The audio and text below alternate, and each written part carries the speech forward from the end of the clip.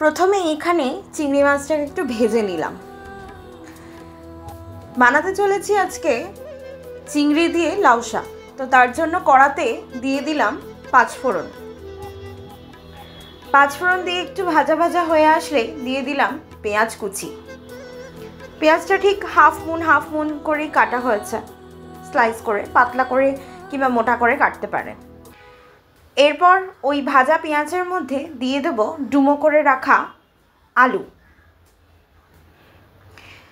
আলু দিয়ে পেঁয়াজ দিয়ে ভাজা ভাজা হয়ে আসলে দিয়ে দেবো বেগুন, সেটাও ডুমো ডুমো করে কেটে রাখা।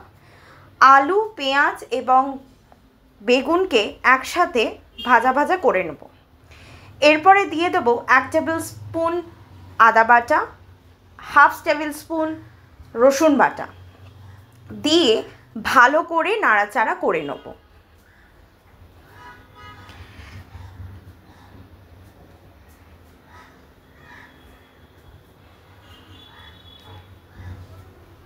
এরপরে কেটে রাখা ধুয়ে রাখা লাউ শাককেও দিয়ে দেব আলু, বেগুন এবং পেঁয়াজের মধ্যে।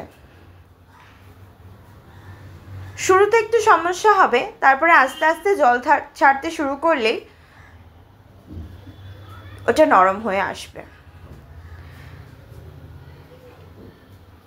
তো নরম করার জন্য এখানে নুন দিয়ে দিলাম। নুন দিয়ে ভালো করে নাড়াচাড়া করে নিচ্ছি। এরপর দিয়ে দিলাম হলুদ গুঁড়ো, তারপরে লঙ্কা গুঁড়ো দিয়েও ভালো করে নাড়াচাড়া করে নেব। এই সময় প্রচুর জল বেরোবে, যেহেতু লাউ শাক থেকে প্রচুর জল বেরোয়, তাই ঢাকা চাপা দিয়ে রান্না করতে হবে। এরপরে দিয়ে দেব ভেজে রাখা চিংড়ি। চিংড়ির সাইজ আপনাদের মতো ছোট বড় যা ইচ্ছা নিতে পারেন, কোনো সমস্যা নেই। চিংড়ি দিয়ে ভালো করে নাড়াচাড়া করে চাপা দিয়ে দেব। এবার চাপা খুলে কাঁচা লঙ্কা এবং একটা টমেটোর হাফ পোর্শন কুটি কুটি করে কেটে নিয়ে দিয়ে দেবো। দিয়েও ভালো করে আবার নাড়াচাড়া করে নেব। এখনও জলের পরিমাণটা কমবে না, তখন আমরা কি করব, ঢাকা চাপা দিয়ে দেবো এবং গ্যাসের ফ্লেমটাকে আস্তে করে রাখবো। এই সময় একটু চিনিও দিয়ে দেবো।